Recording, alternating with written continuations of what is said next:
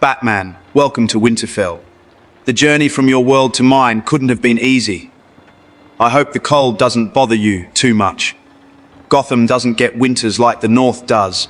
How have you been managing your city? I've heard tales of your endless fight against corruption and crime. It sounds exhausting. Do you ever get tired of carrying that burden alone? The Night's Watch taught me about duty and sacrifice. I imagine you understand those concepts well. Jon, thank you for the hospitality. The cold is manageable with proper gear. Gotham keeps me busy, but I have good people supporting me. Robin and Alfred make sure I don't lose myself completely in the work. Your experience leading the Night's Watch and fighting supernatural threats is why I'm here. You've faced enemies that defy normal combat. White Walkers, ancient magic, armies of the dead. I need that perspective for a threat that combines ancient power with modern ambition.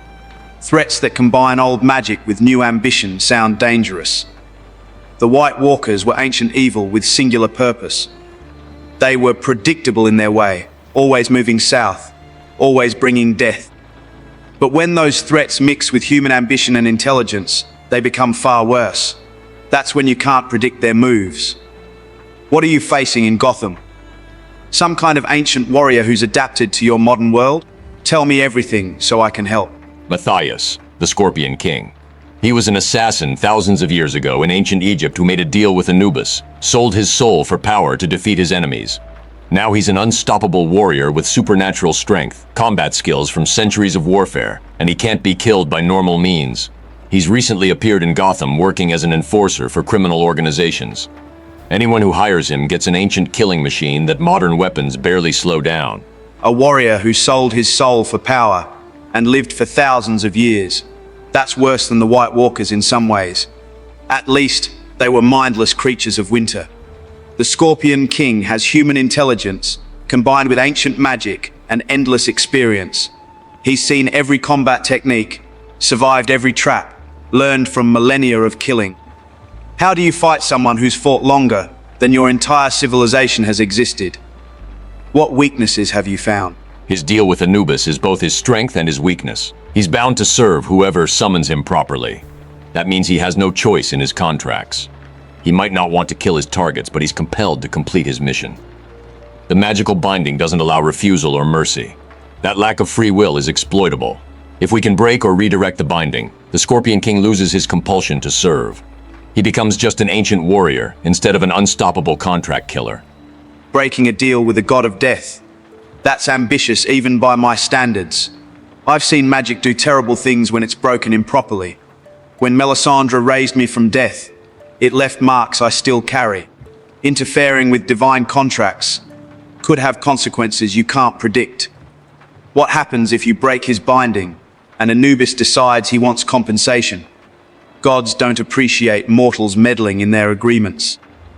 Have you considered what price Anubis might demand? I've consulted with Dr. Fate and Zatanna about the divine contract implications. They confirmed Anubis can't directly punish us for breaking a contract he made with Matthias. But you're right about unintended consequences. Breaking the binding might free the Scorpion King completely, removing the only thing that gives his existence structure. He's been bound for thousands of years. Sudden freedom after that long could make him more dangerous, not less. He might go on a rampage just because he finally can. Freedom after thousands of years of slavery would drive most people insane. I know what it's like to have your choices taken away and then suddenly get them back. It's overwhelming. The Scorpion King might not know how to function without orders anymore. That confusion could make him unpredictable and violent. Instead of breaking his binding completely, what if you redirect it? Make him bound to someone who won't use him for evil. Give him purpose that isn't killing. Let's get Robin's input. The Scorpion King was an assassin before he made his deal with Anubis. He chose that life himself originally. The deal just made him better at what he already was.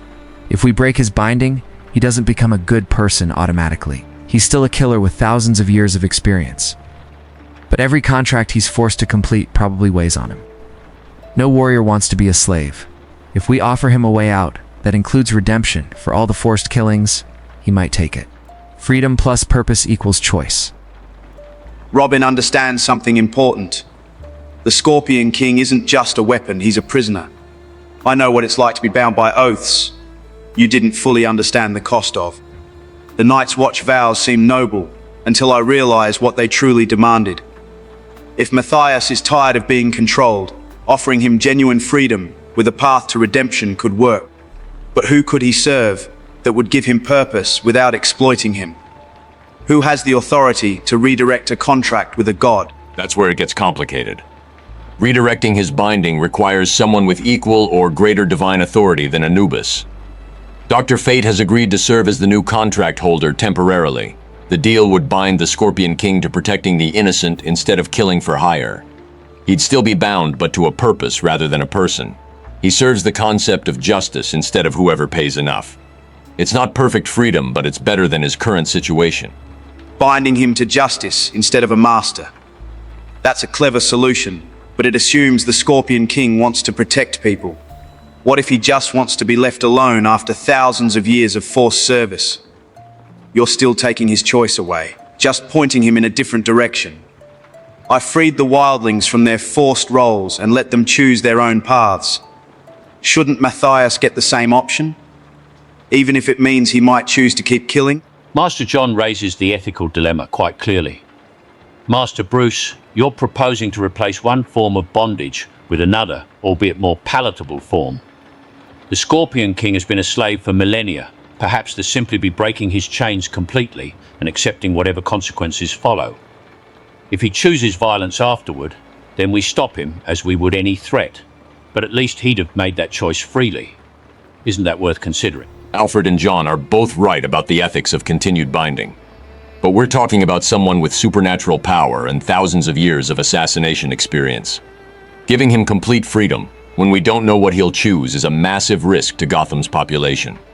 The compromise binding to justice gives him agency while protecting civilians. He can refuse missions he considers unjust. He can rest when he wants. He just can't accept contracts to kill innocents anymore. It's not perfect, but it's safer. Safety versus freedom.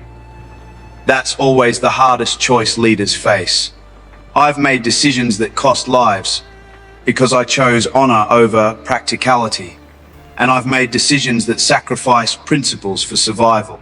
Neither feels good afterward. Your compromise isn't ideal, but it's honest about the limitations. If Dr. Fate agrees to hold the binding and the Scorpion King consents to the new terms, then it's not slavery anymore. It's employment with divine enforcement. Let's give the ancient warrior a choice. That's more than he's had in thousands of years.